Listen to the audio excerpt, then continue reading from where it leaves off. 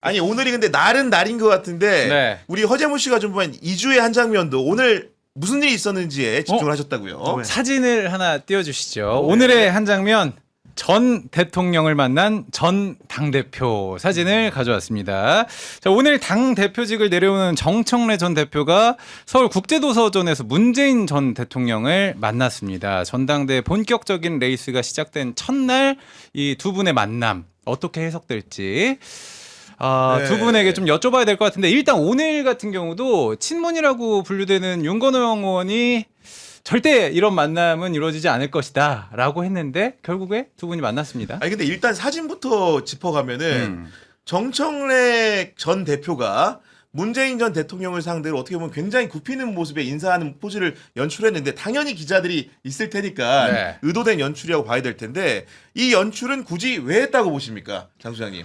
나는 계승자라고 좀 인정받고 싶어하는 것 같아요. 무슨 계승자? 나는 이제 그 노무현 문재인으로 이어지는 그 라인의 난 계승자다. 내가 이어받겠다. 그러니까 정청래 대표를 유시민 씨나 김어준 씨는 징검다리로 생각을 하지만 정청래 본인은 내가 목적지가 될 수 있어. 아, 목적지가 될 수 있다. 네, 내가 나라고 왜 대통령 못해? 이제 이런 생각을 갖고 저렇게 하는 것은 결국에는 정청래 대표도 뭐 이번에 당 대표 찍고 보니까 뭐 도서 대전이라 그런지 이재명 대통령의 그런 책 약 올리는 거라니까, 저거. 책 요것도 들고 사진을 찍었거든요. 저희 여러 개 네. 찍으셨구나. 어쨌든 당 대표 찍고 2030년 대선 출마하겠다. 내가 적통자다. 나는 서자가 아니야. 내가 적자야. 그거를 좀 보여주고 싶어. 적자 논쟁이다. 정청래 대표가 2016년에 공천을 못 받았어요. 맞아요. 문재인 네. 대표 때 못 받았습니다. 문재인 네. 대표 때는 아니죠. 김종인 김종인 비대위원장 때. 비대위원장 때. 뭐 그런 일들도 있었고요. 저는 이제 아까 우리 장성철 소장님이 친박과 친이가 경쟁하다가 보수가 공멸했던 그런 일은 없을 거라고 보는 게 지금의 이른바 지도자들이 제가 보기엔 다 폐허가 될 것 같아요. 폐허가 된다. 지금의 지도자 폐허된다. 공멸이다. 네. 그 과거의 인연의 관계 속에서 저 적대적으로 이 총질하는 사람들이 그리고 새로운 싹이 나올 것 같아요. 그래서 그렇게 어둡지만은 않다라는 생각이 들고 제가 우리 당의 개파 분석을 한번 해드릴게요. 네. 제가 해보니까 친명과 친문은 확실히 지금 결별 상태야. 결별 상태다. 친명과 친문은. 네, 네. 확실히 그 좀 안 좋아요. 그게 한 8대2 정도 되는 것 같아요. 친명이 8, 친문이 한 2 정도 되는 것 같아요. 네. 근데 여기에 또 다른 범죄, 2차 범주가 친노가 있어. 친노, 그렇지. 예. 친노가 또한 80% 되는 것 같아요. 그러니까 그거는 친이 친문과 다른 다른 차원의 차원에서 범주가 차원의, 다른 예. 건데 친문은 다 쉽게 말하면은 친노예요. 아니 친노 아닌데도 있네. 민평전 일부 있네. 그죠? 네네. 이게 친문의 한 10% 정도, 절반 정도는 친노야. 그리고 친명의 한 70% 정도가 또 친노야. 그럼 그럼 여기도 맞죠. 안 속하는 건 어디냐? 동교동. 동교동 아하. 일부 한 있고 그다음에 네. 과거 민평년 일부 586 일부가 좀 있고 이런 식이 돼 있고 그다음에 친 DJ도 생각해 보니까 한 80% 되는 것 같아. 아, 친 DJ도 80% 되는 것 같은데 여기에서 친 DJ에 못 속하는 쪽은 친문인 것 같아요. 아, 그렇군요. 이 네. 교집합이 제일 큰 데가 어디냐 찾아보니까 친노가 제일 큰 거. 친노가 제일 크다. 네. 그러면은 그 정청래 대표가 여러 가지 그 문조털레유라는 우리가 부르기 싫은 멸칭도 이제 오가는 와중에 가장 앞에 있는 문재인 전 대통령을 뭐 대표에서 물러나면서 첫 행보로 만났다라는 거는 어떤 정치적 의미와 함의를 주기 위해서라고 보십니까? 일단 다자구도로 본 것 같아요. 상황을. 다자구도다. 네, 일단 친문 20% 딱 잡아놓고 시작한다. 거기에서 아까 제가 시장이 느슨한데 영역이 제일 큰 친노 영역을 자기가 땡겨오면 당선될 수 있다. 이렇게 생각. 왜냐하면은 김민석 대표는 친명과 동교동을 크게 잡고 있어요. 그렇겠죠. 김민석 기본 총리는. 세력으로. 근데 친노로 못 넘어가. 그렇지 않습니까? 그렇지. 그래서 아마 정청래 대표가 이런 프레임을 잡은 것 같은데 네. 문제는 여기 이제 송영길 대표가 또 끼어들 버리는 거야. 송영길 전 대표 들어오죠. 네. 송영길 전 대표는 친문으로는 못 가. 근데 나머지 시장은 또 다 걸쳐져 있었고. 여기 굉장히 시장이 중첩돼서 요거 누가 한번 벤다이어 그림 잘 그리는 분이 한번 그려보세요. 분석을 해봐야 될 것 같아요. 아니, 과거에 친박 친이처럼 단순하지 않은 것 같아요. 이게. 아니 그래서 문제가 그런지 오늘 정청래 그 전 대표가 그 최고위원회의 발언이 굉장히 사실상 출마 선언문과 다름이 없었는데 좀 줘봐요. 말씀하시는 거 그려 제가 보세요. 이제 그 9문장으로 정리를 해보면 어떤 거냐. 불면의 밤을 지새우며 저 자신을 돌아봤습니다. 네. 그러면서 이제 자기 정체성에 대한 설명을 합니다. 김대중 대통령이 나의 정신적 지주입니다. 그리고 저는 노무현 키즈입니다. 그리고 나는 문재인 당대표 시절 최고위원이었습니다. 이재명 대통령은 저의 동지이자 전우입니다. 이런 식으로 정체성 규정을 포괄적으로 한 다음에 네. 1기 당대표 임기를 이렇게 평가합니다. 재임 중 강력한 개혁 당대표의 깃발을 올렸습니다. 이렇게 말하면서 연임에 대한 의사를 피력하면서 사실상 도전 과제를 뭐라고 제시했냐. 이재명 정부는 중도 실용을 주창하지만 한시도 개혁의 과제를 멈출 수는 없습니다. 이렇게 말을 했고 6.3 지방선거에 대한 평가도 했는데 네. 분열하면 패배한다는 교훈을 남겼습니다. 총선 승리, 정권 재창출을 위한 통합과 연대를 고민해야 합니다. 이렇게 말하면서 마지막 결언은 이재명 대통령을 끝까지 지킬 사람은 정청래입니다. 이렇게 말을 했는데 일단은 자기 정체성 규정과 결언은 이해를 한다 손 치더라도 이 대목 이재명 정부는 중도 실용을 주창하지만 한시도 개혁의 과제를 멈출 수는 없습니다. 이 문장 좀 어떻게 해석해야 되겠습니까? 다른 길을 가겠다라는 거죠. 뭐 결국에는 난 대통령의 국정운영 노선에 가치에 나는 동의하지 않는다라고 봐야 될 것 같고 원칙이 더 중요하다. 실용이 뭐가 문제냐. 우리끼리 그릇을 크게 써서는 안 된다. 큰 그릇을 깨트려 버리고 일단 우리끼리 뭉치자. 우리의 네. 가치와 철학, 코어 핵심 지지층들을 결속시키자. 그런 차원인 것 같아요.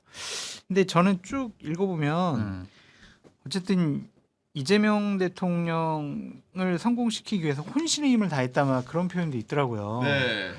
그 장동혁하고 비슷한 것 같아.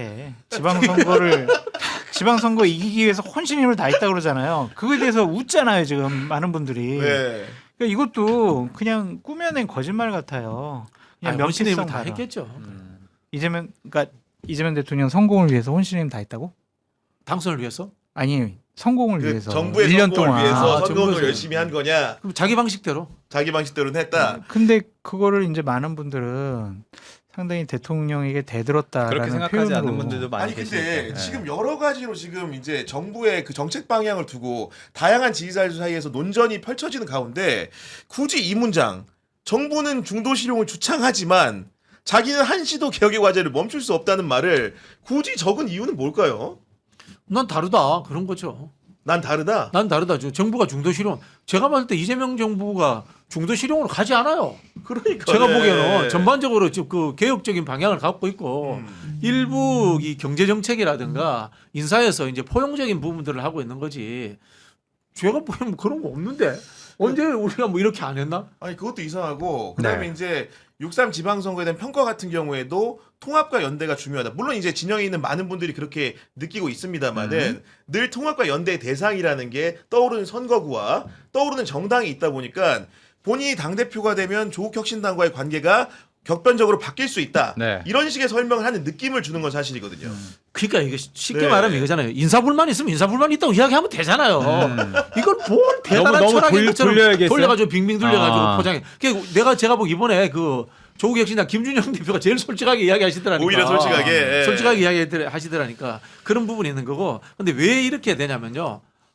문재인 정부 때나 과거하고 다른 게 이른바 정의당주의 진보 정당이 세력을 거의 잃어버리고 또 과거에 뭐 참여연대라든가 이런 시민사회단체가 포괄하는 영역이 확 줄어들면서 전부 다 민주당으로 들어와 버렸어. 그렇죠. 그렇잖아요. 그래 민주당의 왼쪽이 꽉 차 있어요. 네.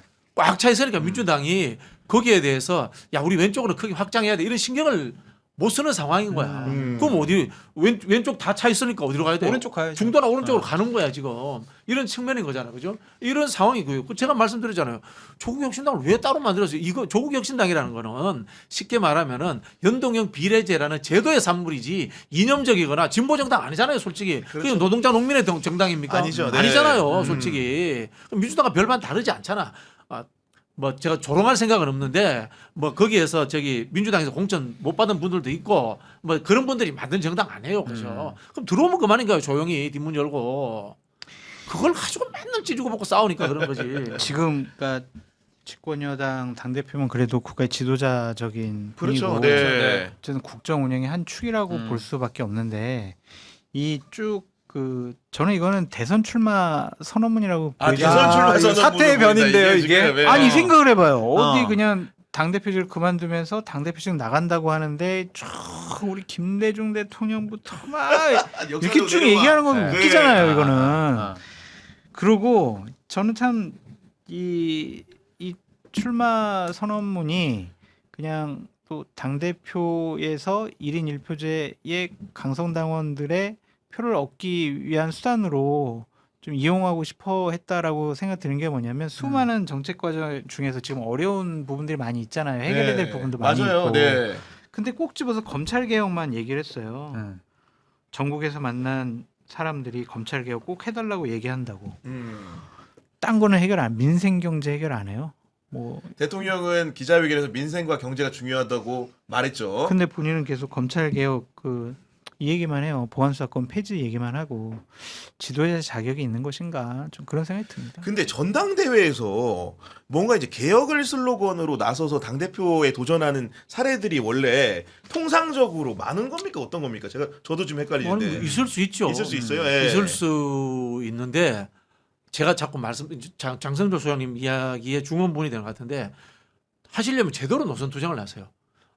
삼고 초려하셔라도 진성준 의원을 그 영입을 하셔가지고 그렇지. 확실한 색깔 경제 보여줘라. 사회 정책이라도 아. 뭐 네. 또 해가지고 그 있잖아요. 진짜 보안 수사권 이것만 이야기하지 말고 그래 이재명 대통령에게 비판적 입장을 견지하시면서 당내 비주를 해도 되니까 뭐 나는 민주당의 버니 샌더스가 되겠다 한국에 이렇게 해서 하시던가. 좀 그 끝과 그다음에 미래 비전을 같이 가지고 이야기를 해주셨으면 좋겠어요. 틈새 이슈 키워드 하나 가지고 이렇게 억지로 이렇게 싸움 붙이지 말고 그랬으면 좋겠어요. 그러니까요. 아마도 이제 그 최고위 발언이기 때문에 우리나라에서 가장 그 품격 있는 어떻게 보면 원고를 쓰는 분들이 많이 붙어가지고 네. 이런 발언 같은 것도 정리를 하지 않았을까 이런 생각을 좀 가볍게는 해보는데 아니에요? 아무튼 그런 생각이 들어가지고 이 발언이 사실 혼자만의 생각이보다는 참모들하고 수기 끝에 나온 산물일 가능성이 높은 거잖아요. 김어준 씨랑 상의하지 않았을까요? 이거 넣어야 돼. 이거 밑줄 쫙. 저는 진짜 같은 세대다 보니까 오늘 대통령께서도 이제 2030에 대한 어떻게 보면은 아쉬운 부분들 그리고 서운했던 부분들을 좀 어루만져주는 이야기를 하시지 않았습니까? 그러면 전 집권여당 대표가 사퇴에 변해서 민생 얘기와 어떻게 보면 청년들이 가진 불만에 대해서는 꼭 한번 얘기를 해주셨으면 좋겠다. 왜냐하면 그러니까 오전에 제가 증시 방송을 하지만 거기서는 고물가, 고환율, 고유가 얘기, 고금리 얘기 꼭 해요. 근데 이것 때문에 젊은 층들이 힘들어하고 아까 주식 얘기하셨지만 나는 지금 한 달 월급을 벌어도 하이닉스 한 주를 못 사는 상황이 돼버렸는데 맞아요. 당대표라는 분이 사실 이게 사퇴보다는 앞으로 더 나아가겠다는 이야기 아니십니까? 그런 여기서 그러니까 민생 얘기를 지난 해주셔야죠. 1년 동안 민주당이 뭐 했냐 말이야. 솔직히 말해가지고 그 그러니까. 보안 수사권 그거 하나 잡고 맞아요. 이게 예. 뭐 하는 거예요 진짜 집권 여당이. 그런데 본인 스스로는 이재명 정부 성공을 위해 당정청 원팀 원보이스로 뒷받침하려고 혼신의 노력을 다했대. 동의하십니까? 이게 뭔지 아세요? 이게 대중을 얕보는 거예요. 대중은 깊이 있게 주식 문제라든가 부동산 문제라든가 다 이런 들여다보고 것들을 있지. 이해하고 이런 거 하는 것에 대해서 귀찮아한다. 음. 그냥 단순한 보안 수사권 하나 툭 던져가지고 싸움 붙이면 발화점 잘 된다. 이렇게 착각하고 있는 거 이러시면 안 돼요 진짜. 아니 그 보안 수사권 같은 경우에는 여러 여론조사에서도 국민을 상대로 한 조사잖아요. 보면은 폐지와 전면 폐지에 대해서 찬성하는 사람보다 반대하는 사람이 많은 조사도 꽤 있어요. 그렇죠. 네. 그런데 어쨌든 그분들은 이번에 전당대회 때 표가 안 되니까 청청래 당원이 대표는 아니니까. 네. 강성 지지층이 원하는 그 발언만 계속 세게 할 수밖에 없겠죠. 아니 그러면 이게 전술적으로 전당대회에서 당 대표가 되는 방식으로는 네. 이런 정청래 전 대표의 캠페인이 굉장히 그 우열을 가렸을 때 우회에 해당하는 겁니까? 이 길밖에 없죠. 이 길밖에 정청래 없어요. 대표는. 예. 왜냐하면 이재명 대통령 성공을 위해서 제가 앞으로 당대표가 돼서 열심히 하겠습니다. 그러면은 가만있어 봐. 그건 아닌데 1년 동안 계속 대들었는데 호흡 맞추는 거는 김민석, 송영길이 더 잘할 것 같은데 프레임이 안 돼. 이거는. 이거는 싸움이 안 되니까. 안 되죠. 예. 당신 이거는 당신은 할 수 없는 일이야. 결국에 할 수 있는 거는 당원 동지 여러분, 나는 당원 동지 여러분의 뜻과 의지를 네. 내가 제대로 반영할 수 있는 사람 누굽니까? 막 이러는 거지. 그러니까 정인데 그 짝대기 안을 밖으로 해버리면은 그렇지. 장이 되는 거야 지금. 네. 지금 느낌이 그런 느낌을 주고 계시는데요. 제가 보기에는 정청래 대표는 대권 주자는 될 것 같아요. 대권 주자는 된다. 민주당 후보로 선출되지는 못해. 민주당 대표로 선출은 못 돼도 선출되면 10% 네. 15%의 지지를 항상 가지는 그 자리로까지는 갈 것 같아요. 장동혁이라니까. 네, 그래서 되게 비슷한 느낌으로 제가 이제 진짜 처음에 또 다른 장동혁, 또 다른 정청래라고 얘기를 했었거든요. 그래서 결국에 저 사람들은 이승철 노래를 많이 들을 것 같다. 그런데 이승철 노래요? 예. 넌 또 다른 나인 걸 계속 둘이 그 생각만 할 것 같아요. 회식 한번 할 때가 된 것 같아요. 그리고